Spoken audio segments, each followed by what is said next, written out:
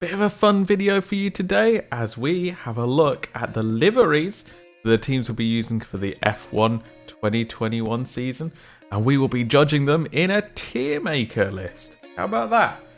So, as always, this is just a bit of fun, just messing around.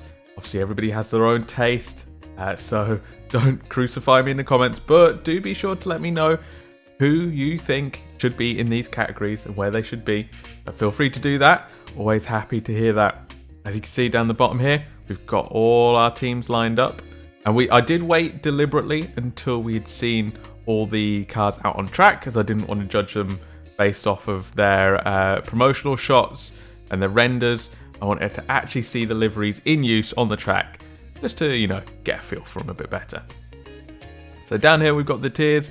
We've got great, we've got good, got a bit of, meh, don't care. Got nope, and we got try again. Because some of these are better than others, and some of these are pretty good actually. So let's get stuck in, shall we? First up down here, we've got the Alpine. And what a beautiful car this looks. Like, the tested livery they showed us was pretty good. Like the nice black and stuff like that, but when they started adding the Alpine blue in, that's a very pretty car. And I love the way it kind of meshes toward the back where they bring in the red, and they've got the black at the front as well still. Just a beautiful car, and I really like that they've not just brought back the Alpine brand, but brought back the Alpine colouring as well.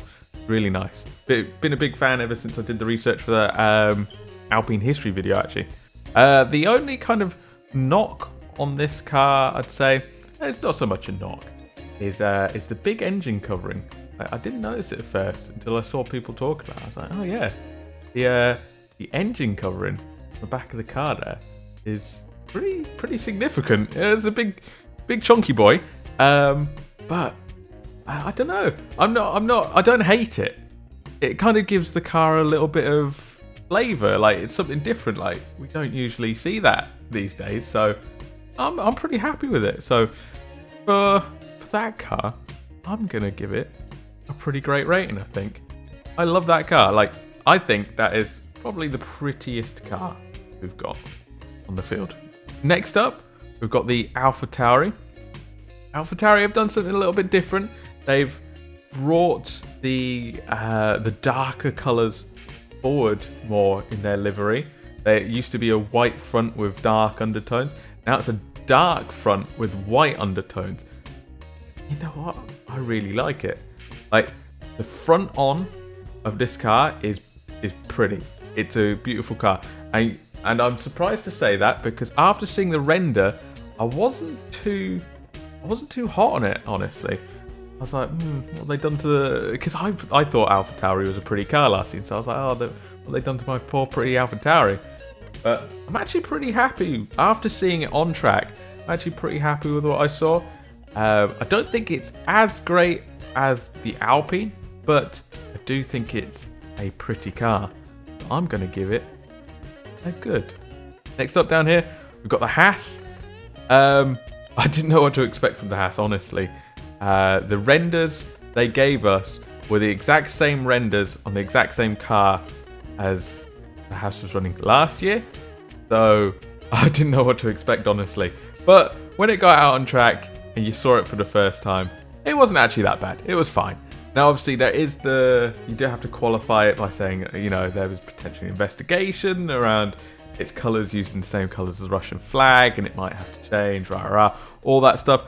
I'm just going purely based on what I saw over the testing period, and it wasn't a bad. It's a decent car. It's a decent livery. I think they've done all right. I think the problems come with like the body shape of the car. Like, it's still, honestly, it's still a 2020 car, isn't it? It's got that wide nose that it had at the very start of 2020. It's still got that wide nose. It's shaped in an old way, essentially. You can't get around that. So it kind of loses a few points for me there. But I think Haas is still trying to find their identity, and I don't think this is their identity. I think it's, they've painted their car this way as a money-making scheme. Fair play. If they need money, do what you got to do. But it's going to be a meh for me, I'm afraid. Next up, we've got McLaren. Now, McLaren are very similar to last season, just with a few tweaks here and there. I was kind of curious now that they've got Mercedes engines to see if they would go. They used to be black and silver in the 90s with the Mercedes engines. I wanted to see if any of that would kind of creep back in. And so far, there's a little bit more black, but they're staying with their papaya orange and they're staying with their blue, and it's a good combo. Last year's car was all right. This year's car looks all right. I like it when we have cars that stand out. Like, I think last year we suffered from a bit of having too many white coloured cars. I think there's 3 or 4 teams that run around, and you had to kind of take a half a second to recognise which one you were looking at. You never get that with the McLaren.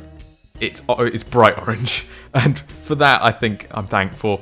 And I think I'm going to put it in good or meh. One of these two. Meh would simply be because it's so close to last season that it's like, okay, yeah, I get you. Good, because I thought last season's livery was alright, actually. Pretty good. I reserve the right to change that. I might slide it up. Next up, we've got Mercedes, and they kept their black colour scheme, which I was not expecting. I thought the black was a one-off. They'll go back to being a silver arrow this season. They kept the black. I like the black, actually. I really did like the black last season. The red Ineos logo doesn't offend me. I do like it when teams kind of pitch in a second colour. They have their primary colour and then they pitch in the second colour, which kind of catches the eye. I have no problem with that at all. What I do have a problem with is the back-plated AMG bits, the silvery bit on the back, essentially. I get that they wanted to work silver in, being silver arrows and all that. I don't think this was the way to do it. Doesn't look good to me. It kind of looks like it does look like they were like, oh, we need to have silver in here. Also, we have to have AMG in here. Well, we'll put those two things together and slap it on the back of the car. That was kind of the impression I got. I wasn't happy. It was a beautiful car last season, and the red doesn't offend me. I think that would have been a nice addition this season, just without the silveriness. So I'm going to go with a nope on that. Next up, we have the Alfa Romeo, and this is a very much the same livery as last year. Again, no real change here. It's a fine livery. I mean, it's a good-looking car. It does suffer from that problem of you look at it head-on, it's a white car. Who am I looking at? That's less key this season, I think, because we had the Alfa Tauri that's moved away from being white. Williams has added a lot more colour to its body now as well. And I don't think you get that with that same contrast with the Haas either, because it's got its wing plates that are Russian coloured. So I don't think you'll have the same confusion, but it's just a bit plain. I think it's better when you look at it from other angles, because it does have quite nice bodywork coming down the sides. See the Alfa logo and stuff like that on it. But yeah, it's just a bit same. A bit meh. Next up, we've got the Williams. I am not a big fan. I will say this right off the top. Not a big fan of the Williams livery. I like that they tried to do something different. I like that it's like, hey, new era for Williams. We're going to go big, go bold. Big fan of all that. The problem is, go big and go bold, you're either going to boom or bust. And I think this one's a bust, sadly. I actually quite like that they tried to add blue and yellow back into it, harkening back to older, brighter generations. But the way they've done it, like the tiger stripes, that's, all I can kind of equate them to on the back of the car is not great. And the split, it seems very split, like front half of car, back half of car. And there's very little kind of blend between the two. Almost like they had two separate artists doing two separate bits. And it's like, I don't think it worked. I think they need to try again on that one. And speaking of that car split, actually, we've got another great example. Ferrari here. Front half of the car, beautiful. It's a red Ferrari. It's got a bit of a chunky nose, but it's still a beautiful Ferrari. Nice, pure red. Then, as we move to the back end of the car, they've got the green Mission Winnow logo. I hope that goes away. There has been talk of that going away. I hope that goes away because that's just ugly. And then they've got an almost vertical line down the car, and then it moves to the burgundy. And I don't hate the burgundy. I hate how they implemented the burgundy. So that forcing line where it goes from Ferrari red to Ferrari burgundy. That, if they blended it, if they gradiented it, hell, if they, mixed it around so it just wasn't back and front, it probably would have been a lot better. But the fact that they did it the way they did it makes me sad. I think those two colours could have played well together, but they didn't. I'm going to go with... nope. Simply because I think the Ferrari worked a little bit better than the Williams, but still not great. Now onto the Aston.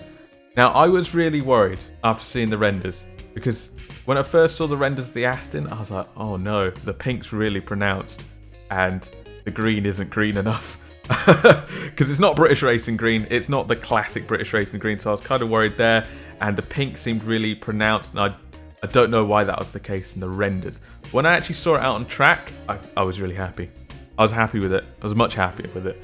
So the pink's very understated. It is a nice highlight rather than a, eye-catching distraction, which I was worried about, which is great. That worked out really well. And the green, fantastic to have a green car back in the field. Always nice to have a green car in the field, and it looked really good out on track. It looked really, really good out on track. And I must admit, they're probably the best team for helmet schemes as well. Going with Lance Stroll with his green helmet, it's cast superbly, and then Sebastian Vettel with his pink helmet. This is really interesting. And it kind of usually drivers just go with whatever they want to go with, and sometimes it doesn't synergize well with the car. But these guys, they've clearly planned it out, and it's really gone well for them. I applaud them for that. That's probably going to be gonna go good. Next up, we got the Red Bull, and it's just the Red Bull. The final one that we might go out on a damp squib, I'm afraid, because it's just the Red Bull.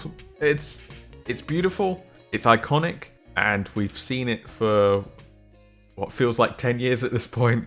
So I don't know what more I can say about this car that hasn't been said in the past. It will go down into history as a iconic livery.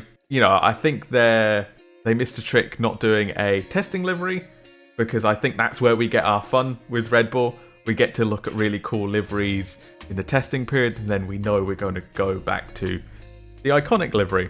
The fact that they didn't do that this year was sad, because it just meant we didn't get that opportunity to ask what if.